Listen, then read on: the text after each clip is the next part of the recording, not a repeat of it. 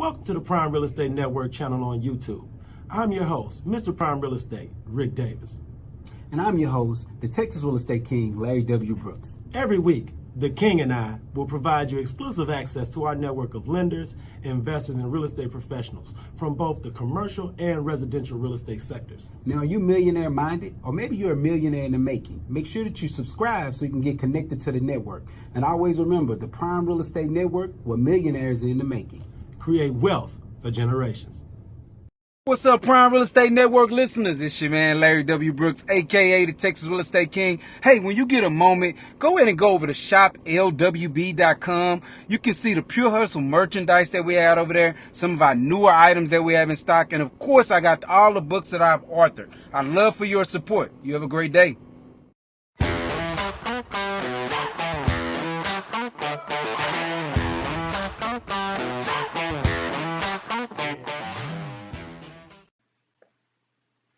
Good afternoon. Welcome to the Prime Real Estate Network podcast. I'm your host, Ric Davis.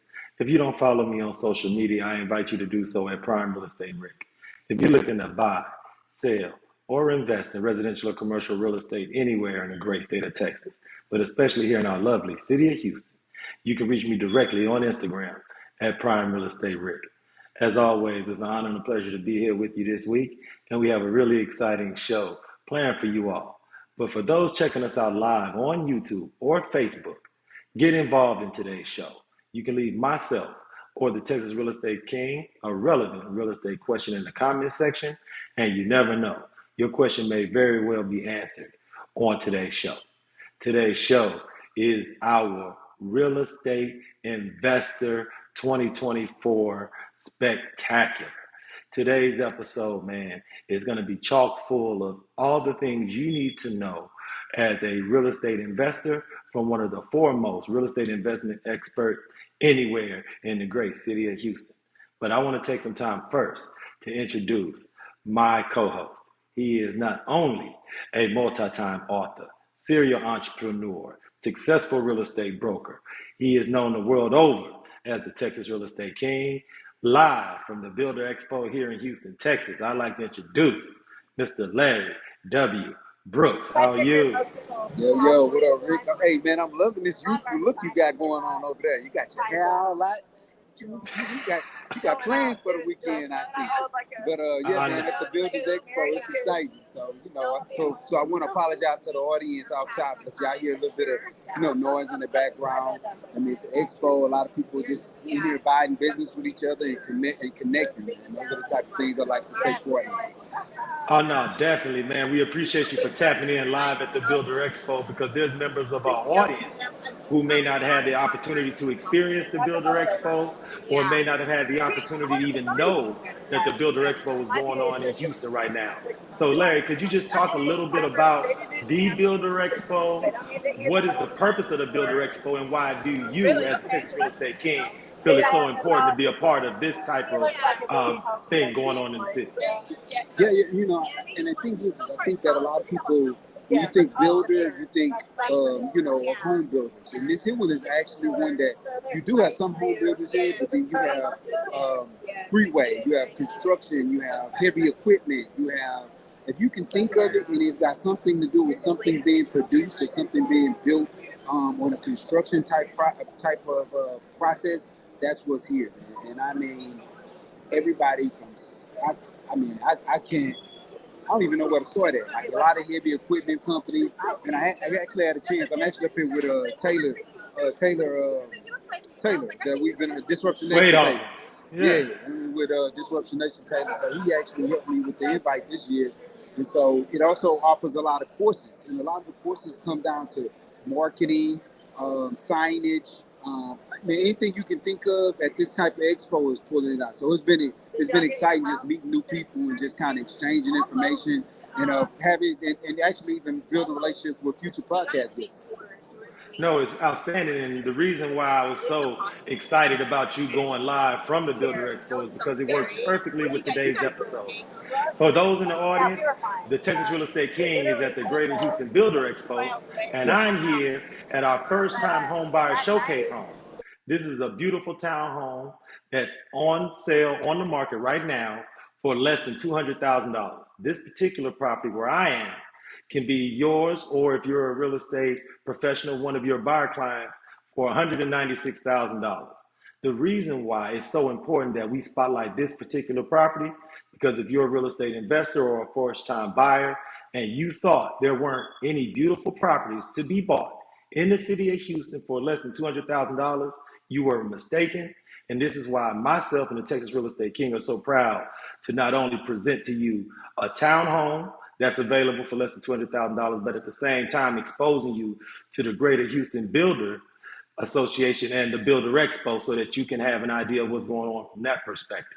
So thank you so much for chiming in. So Larry, could you share with our audience a little bit about today's guest, how you were introduced to this gentleman, and why we're so excited to have him sit in on the Prime Real Estate Network this week? Man, you know, every week when we get on here, I try to remember timelines, but I really, because of becoming more seasoned and things like the pandemic taking place, my timelines be off. So I've known today's guest many years. Actually met him before he got into the licensee side. He was actually an investor when it came to. He was a great investor. Let me say that he was a very good, productive, wise, making money investor in the real estate space. Man, met him many years ago, and now I know that he still does his investment piece, but he also does a lot of residential licensee sales and things of that manner. And I know that he's been doing a great job. What's up? Just wanted to share that, but that's how long we've been knowing each other. Hey, look, I appreciate you so much, Larry. I thank you for reaching out and providing our audience with the type of connections and being able to take advantage of the networking you've done to have some of the finest real estate and investment experts to sit in with us. So without any further ado, I'd like to introduce this week's guest. This fine gentleman is not only a licensed real estate professional, but he's also one of the most successful real estate investors here in the Greater Houston area. I want to thank him so much for sitting in with us, and I'd like to introduce to the Prime Real Estate Network audience, K.I. What's going on, brother? How are you? Hey, what's going on, guys? Yeah. Hey, Kingsley, I was wondering if he was going to say K.I. or what he was going to use, but yeah. I gave him an easy way out. I told him K.I. is what most people call me. And thank you guys for the introduction. Y'all gave me a glorious introduction. I don't know if I would say I was so experienced way back then, but certainly have come a long way now. So you was still rock storing it back then though, because I just remember the conversations that we would have about it and just the experience and the learning that when it came along with it. So yeah, you was rock storing then too. Thank you. No, but Kingsley, please take some time to introduce yourself, introduce your company to our audience, and talk a little bit about your experience as a real estate investor, as a licensed real estate professional, and some of the opportunities you see from an investment standpoint in today's market here in the city of Houston as we work through these busy buying months of the summer. Okay, so on the realtor side, the license side, I am part of EXP Realty. I've been with them, it's going on for 3 years now. But on the investment side, my company is 6 Years Investment Group. With that, we flip. I am a landlord as well. And I also do a lot of wholesaling. That's how I started. And when it comes to today's market, I think that your guest's going to have to really understand that investments last through whatever market's going on. Sometimes what I see is that new investors especially are looking for something very easy. They're paying attention to a lot of the news. But when it comes to the market, if you buy right, and one of my sayings is you make money when you buy. If you buy right, it doesn't matter what the market's doing because you adjust your numbers based on what your exit strategy is. So that's what a lot of the viewers are going to have to understand when it comes to investment. Right now, even though the interest rates are hovering between 6 and 7%, when you start seeing interest rates climb a little bit, when inflation is hitting people a little bit, there's a great time for actually doing creative deals. So people who may have, when I started, I first knew Larry's wife when I was teaching.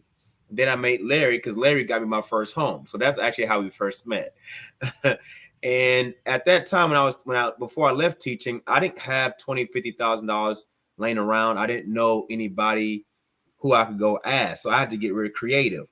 So the times where, especially when you see interest rates climbing up, things like subject to seller finance are very prevalent during these times. So that just be my nugget for right now for your viewers, just to kind of understand that no matter what the market is, you just readjust your strategies and what's going on. That's really what investing is. No, Kingsley, I appreciate you so much and your transparency, because you talked a little bit about how you and Larry were first introduced. And I want to take our audience back with you to that part, to that area time when you first began investing. Mm-hmm. So could you talk a little bit about what you were doing professionally at Mm-hmm. that time, and what was the catalyst, the motivation that pushed you in the direction of entrepreneurship, being a business owner? And what was that tipping point that motivated you to get off the sideline and actually jump into the game? Okay. And I first want to say too, I am a believer, so I'm going to give glory to God. And the reason why I bring that up is sometimes what I've noticed is that whatever we think our journey is, God will always do detours to kind of push us where he wants us to go. So I was teaching. I was an 8th grade science teacher. I was grade level chair. I was actually the curriculum chair over 8th grade science. And I was actually looking to be a principal. And I actually got approved to go through the fellowship to be a principal, but something was yearning in me to start looking to do full-time business. As a Nigerian, if you know any Nigerians, I'm full-blooded. We always doing something to try to make money.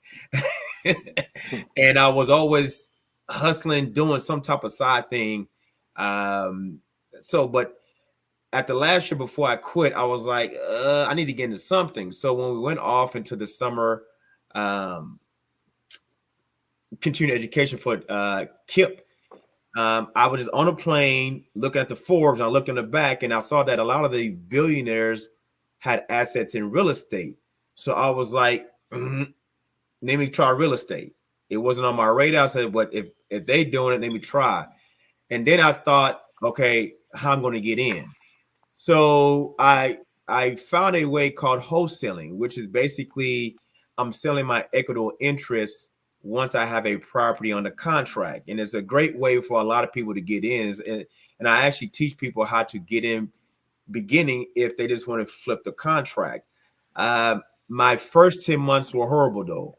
I had about 6 to 8 contracts that did not close. So I suffered a little bit doing it. I went through a lot of bumps and hard knocks trying to figure it out, what I was doing wrong. But the great thing is that if you kind of can stick through it, you kind of learn what you're doing that doesn't make sense, and you see what other people are doing that does make sense. So my first 10 months in the business, I wasn't making any money at all. And then my first deal I actually closed, I made $1,500, but it was the best $1,500 I made because it taught me about making money when you buy. And it taught me that the market doesn't determine if you're going to be a successful investor.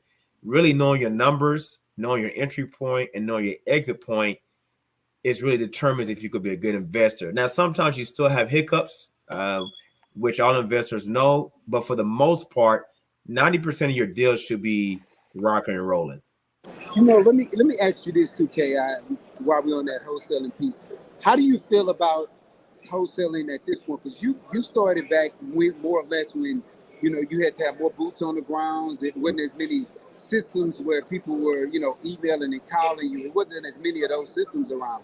How do you feel about wholesaling now in the market? Is it still an opportunity to make money doing it?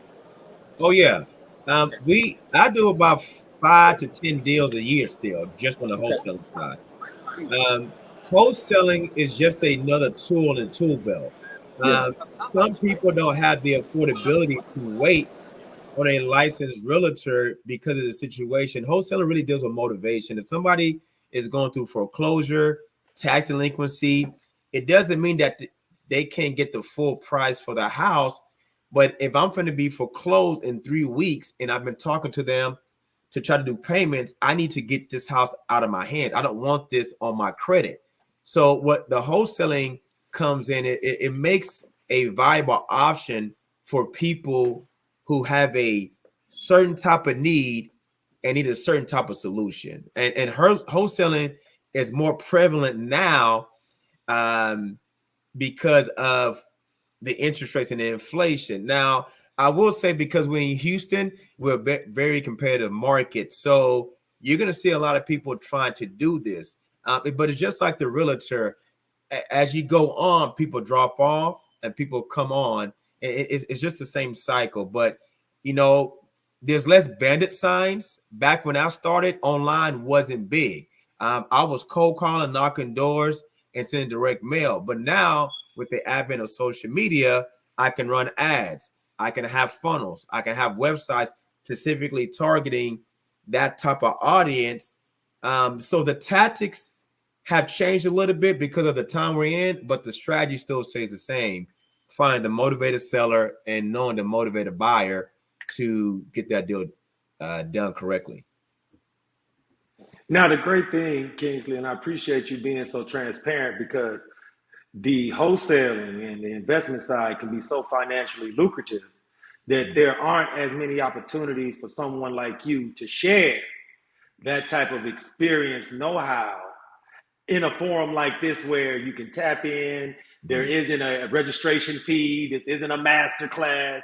Right. And I want everyone in our audience to truly appreciate the type of gems that you are providing, because sometimes, especially in that investment space, if you're not charging somebody $800 for a 2-hour masterclass or $10,000 for a camp, they don't necessarily understand that the information that you're providing them is something that can change their future and their family's future for a lifetime.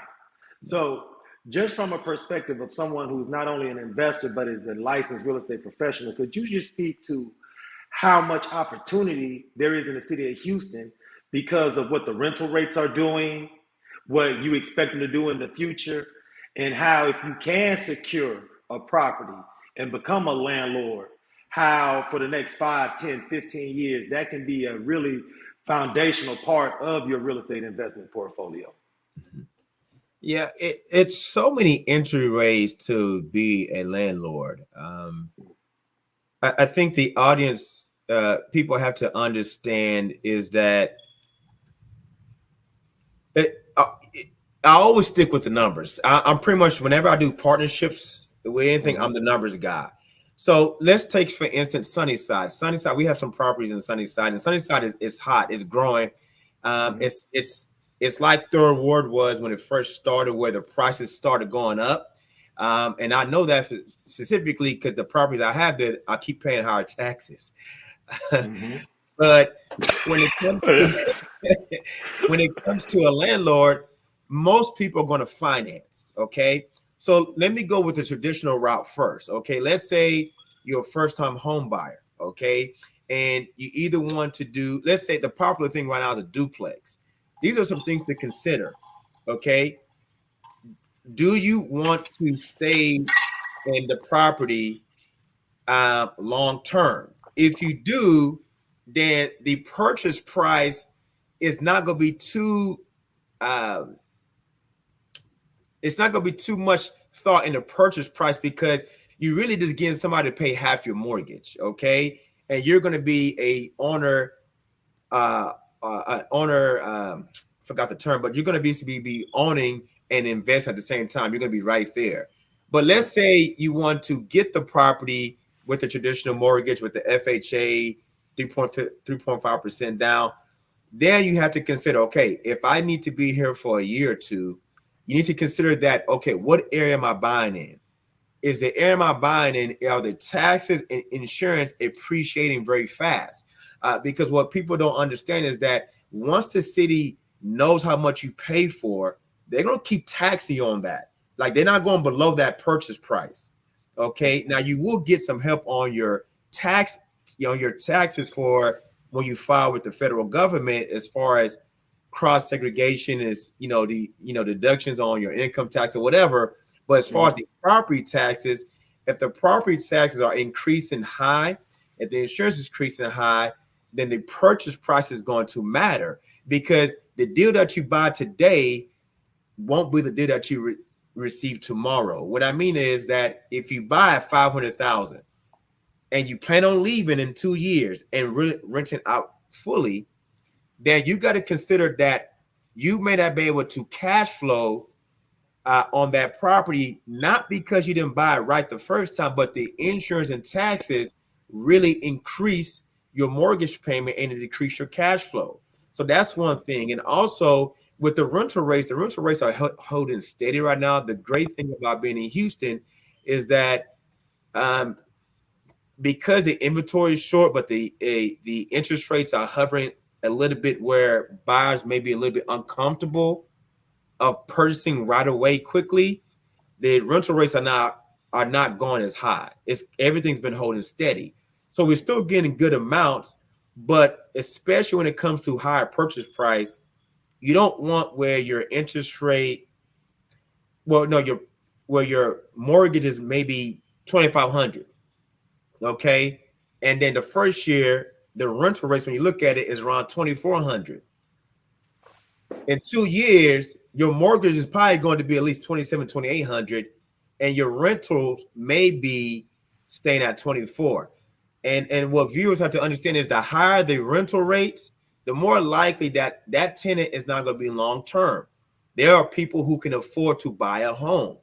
So all those factors go in. We typically deal in off-market properties and properties where the mortgage may need to be around $1,000 or $1,100, but the rental rates are around like $1,600, $1,700. Something where the gap is far enough to brace me against the property taxes and the influx of the property insurance. Absolutely, yeah, man. that makes sense. You know, one of the things that, because you mentioned, because we were touching on the rental market, I just recently seen, I think on yesterday, they had breaking news take place where they're getting ready to get rid of the person having to make 3 times the rent, or it's actually that people make 3 times the rent. I think that probably is going to affect more, bigger corporations like apartment complexes and something like that. But what are your thoughts on that? Because I think when we individually look at it, we just make sure that they make enough money in order to get into the property. But what are your thoughts on them deciding that it's about to be illegal to ask people to make 3 times the rent? Well, the city has they benefit for somebody being in a house and not being on the streets. So what they're trying to do is minimize people being on as homeless and being inside the house. So what you're seeing is that if they make that legal, then you're going to see more people being able to get in a home, but you're going to have a lot more unqualified people being able to afford what they can afford. I deal with people all day where, many times a day where they want what they want what they want, but they can't afford what they want. In my mind frame is just get what you can afford, but that's not human nature. So what I see is that when they eliminate that, landlords are going to really have to do their due diligence, and the good thing is that you can rely heavily on the credit report. Do you have anything on the background that, hey, we may need to talk about this? And landlords got to be very specific on how they talk to tenants, because there are some people I know personally. We get this all the time with the rental properties that we have and that we serve for our clients, that they're looking to be squatters, professional squatters, and they're looking to get you caught up. And as a first-time landlord, you get kind of taken aback by that. But, I tell the people that I help get investment properties, like, listen, you got to stay professional. You can't let your feeling sorry for somebody allow them to take advantage. I mean, we had somebody that we were trying to help her out. She was pregnant, and her and her husband ended up stealing our plants from the grass. I still don't know why she did that. But to this day, that's one of my stories where, like, I don't really get emotional with people. I'm like, hey, either you can do it, you can't. If you need a payment plan, I can help you. If you know you can't do it, then I can work with you. But as far as being a buddy with the tenant, I'm not like that at all. But yeah. Yeah, you know what? Nah, that buddy thing, do not do it, man. It always come back to bite you, because people are never kind as you want them to be when you're doing something for them. I've seen it happen over and over again when I was doing property management for other people and hosting their properties. Someone was always up to something. But and then in today's market, you really have to watch out for squatters. 10 years ago, that wasn't as big of a thing. People might have, did you unjustly, but they still eventually got out of the house. Now, people do you unjustly and still try to stay in the house for 6 more months without paying you. Like that's the rudeness that comes along with it now. But just to add to your point. Well, also the courts are actually making to where the landlords are going through loopholes. We had a situation a couple months ago where the guy was a squatter. And he got in from a tenant who was moving out. He didn't have no paperwork. So when I called the cops, I understood it was a civil matter. I know that already. I knew the cops couldn't get him out, but I made sure I got his ID so I can properly evict him. I knew the cops were going to get that. When you go to Harris County, they're going to have a legal aid in front of the courts. And the judge is going to require that all the tenants talk to that legal aid. That legal aid, and depending on what judge you have, will fight to keep that person in there. And you'll be surprised. And I had to tell the judge, like, Judge, I don't know what's going on, but I have documentation that he's not supposed to be here. I said, I don't know why we have to keep going through hoopla. Why has he got to talk to legal aid when you clearly see that he's a squatter? But they will make sure they talk to legal aid. The legal aid will talk to him and try to coerce away for them to stay a little bit longer. The dude end up staying like 4 or 5 extra months. We have a squatter right now with selling the property, and the lady knew that we're selling the property. So what she did was she didn't pay her last 2 months. She's supposed to leave in July. She stopped paying in June. We're trying to get her out. She's giving all these stuff. The landlord said, listen, I won't even keep your deposit. But then I told my client, they're trying to stay in for free. So once a landlord understands that these tenants, once they get back in the corner, they're going to start researching ways to stay in. You need to have safe measures to safeguard your investment. And I know we're going off a little bit, okay, but I want to ask you this. How difficult is it to place this on these people's credit, right? Like, I want them to not be able to live someone else when they really do something so dishonest. Like, how is it super difficult to have a line item placed on their credit for this, or eviction placed on their credit? What is your thoughts on that? Well, we're looking to do that now. I usually am able to get the squatters out. So I don't wait on the cops. I usually unlock the door, and I usually have my contractor like, hey, you need to get out. Now, what we're looking to do, especially for this lady here and her husband, I'm looking to a debt collection agency to put on her credit. So it's not super hard. You just have the debt collection agencies that are able to apply it on their credit. And we haven't had to do that because I usually a little bit more aggressive in getting people out, because I don't really have time to be waiting 6 months to 7 months for somebody to let me know that this ain't where you're supposed to be at anyway. That ain't really. I really wouldn't suggest people, if you don't feel comfortable, don't do what I'm telling you to do. I would still suggest that you go through the proper channels in evicting, paying that fee to evict, and looking for a debt collection company to put that on their credit. That's outstanding advice, Kingsley, and I appreciate you so much for the transparency and being able to take our audience behind the curtain. Sometimes, especially when you hire property managers or you hire real estate professionals, they aren't privy to the nuts and bolts and what goes on and how the sausage is made. So I appreciate you so much for being transparent. I have to ask you, because this conversation has been so gripping, how, when, and where can members of our audience who want to meet, greet, and interact with you in person, when will they have that opportunity, sir? Looking to be in the fall. I'm looking to actually do a seminar. We're actually putting a seminar on how to prosper. I've been kind of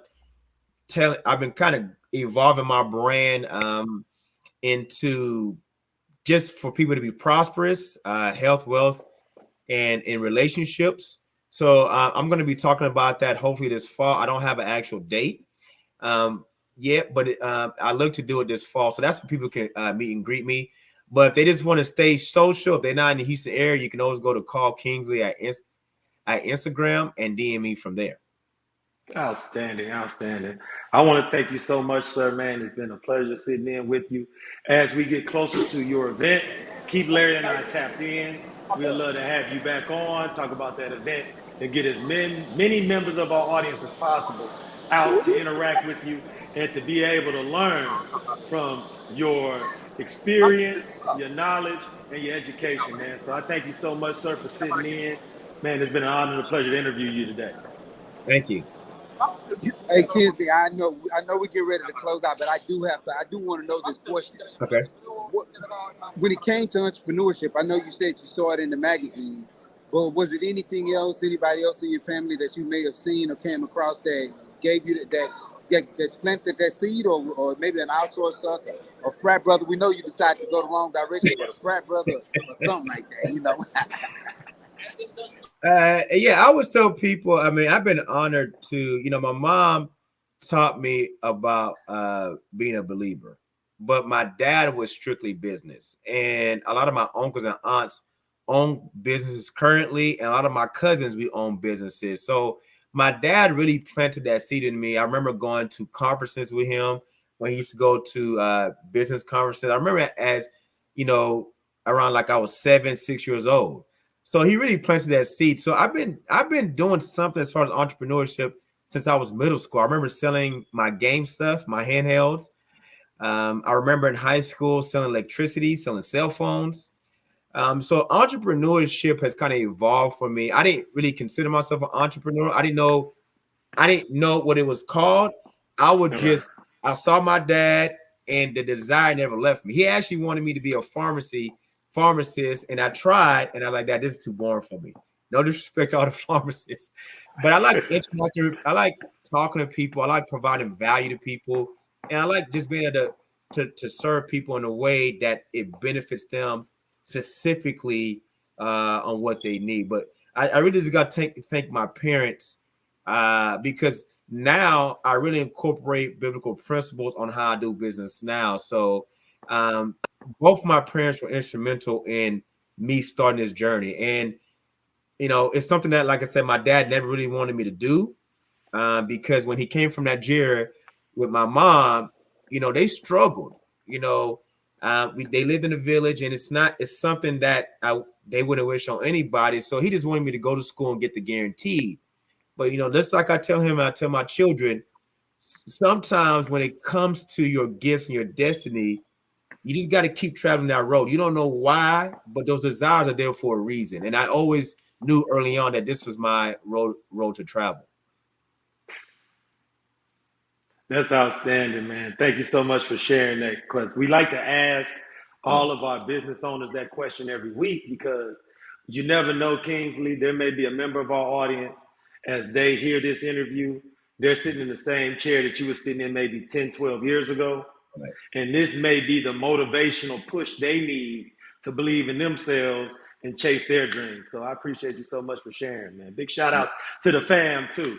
I think sometimes our family don't understand what kind of catalyst they can be from that standpoint.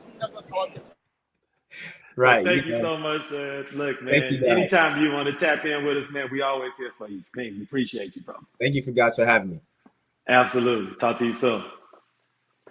And there it is, Mr. Brooks, man. Another great interview, man. Big, huge shout out to Kingsley, all the members of his organization. I want to thank him so much for tapping in. Is there anything you would like to say to our audience in closing from the Builder Expo, Mr. Brooks? I know, man. Listen, I've been trying to get Kingsley on. I'm glad we finally got him on, man. A wealth of knowledge, man, and his care and concern that he have for his students as well as the people whose property he helps overview, man. That's amazing. Man, listen, I'm excited, man. Tomorrow we get ready to go hang out with Nikki and the Braylon group.